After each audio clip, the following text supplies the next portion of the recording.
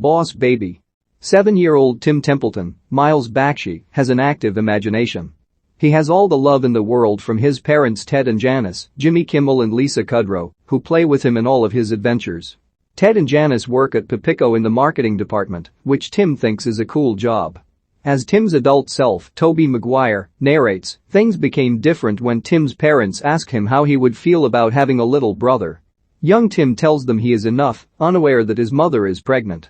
Within the foundations of BabyCorp, numerous babies are being born, never quite explained how, and are being processed through a conveyor belt. One small baby in particular goes through the motions, getting a fresh diaper and a pacifier. The tickle machine determines where babies are placed. If they laugh, they are sent to families. If they don't react, they are sent to management. The baby boy is pushed into management and is given his own suit, watch, and briefcase before being assigned to his cubicle. Tim anxiously looks out the window to see his parents returning in a taxi with their new baby. It's the same baby from before, the boss baby, Alec Baldwin, strutting up to the front door with his briefcase, to Tim's bewilderment. From the moment he enters the house, Boss Baby begins to command the household. Ted and Janice are so busy trying to please Boss Baby that Tim starts to feel shut out. However, Tim seems to be the only one that finds something suspicious about Boss Baby, with his suit and briefcase standing out. Tim sneaks into Boss Baby's room that night and hears him speaking with the voice of a grown man on the phone. He appears to be conspiring with someone until Tim catches him and forces Boss Baby to admit that he can talk. Although Tim thinks he's got something on him, Boss Baby is unfazed and pulls out a file on Tim, stating he knows things like how Tim's middle name is Leslie. Boss Baby warns Tim that if he doesn't shape up, his parents can fire him. Tim sets out to prove the Boss Baby is up to no good. He spies on Boss Baby as he has a playdate with other baby associates Jimbo, David Soren, Stacy, Vivian Yee, and the triplets, Eric Bell Jr. Boss Baby gives a presentation about BabyCorp's enemy, Papico. The CEO, Francis Steve Buscemi, is set to unveil their newest puppy, which could spell trouble for babies everywhere.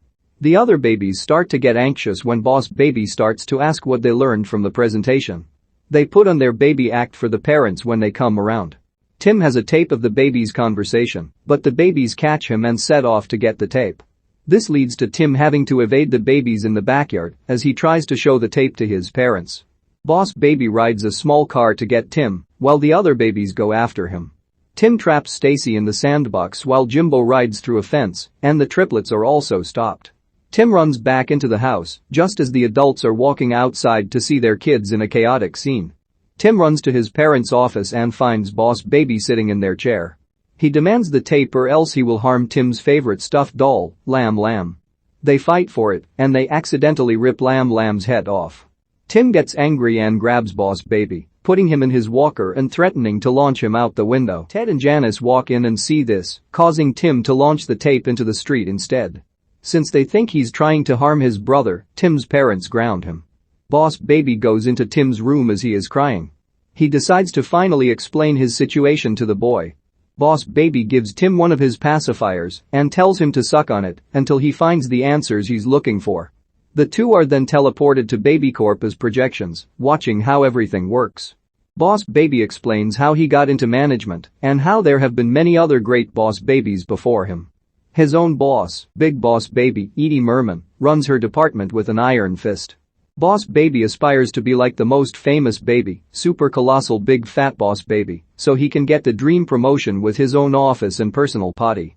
He also explains how the babies stay babies, which is by drinking a special formula that stops them from aging.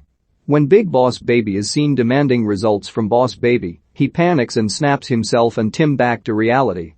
He explains that if he doesn't succeed in his mission to bring down Papico, he will get fired and be forced to live with the Templetons forever. Tim then agrees to help Boss Baby, but only so he can leave. The boys then try to pretend for their parents that they love each other and are playing together, while also working together to find info on the new puppy.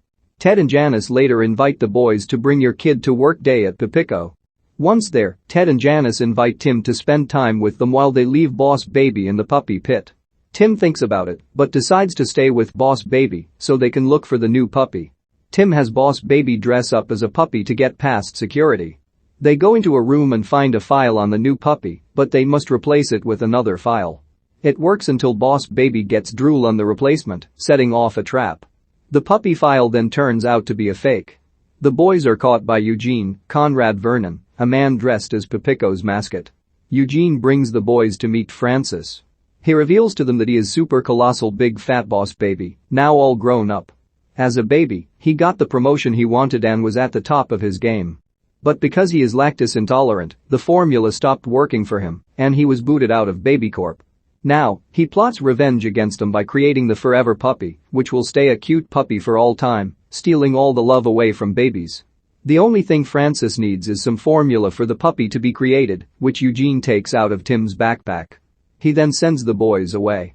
Ted and Janice leave the boys with Eugene, disguised as a housekeeper, while they go with Francis to Las Vegas to unveil the Forever Puppy. Without the formula, Boss Baby starts acting like a real baby.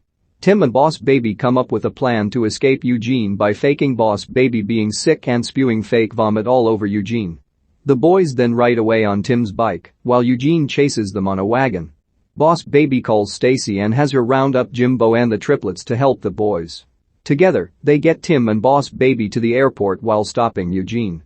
Unfortunately, the plane for Vegas takes off before the boys can stop their parents. They then argue with both throwing the blame on one another, with Tim blaming Boss Baby for being a normal baby at the worst moment, while Boss Baby argues that they would have gotten there faster if Tim could ride a bike without training wheels.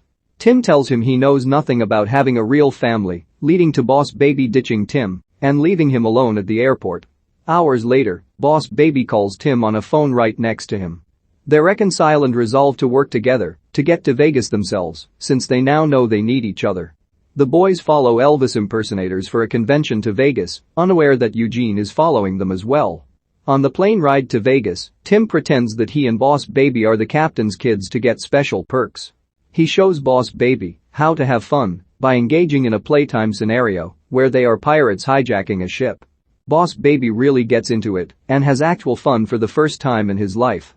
The boys make it to Vegas and arrive at the convention center for the unveiling.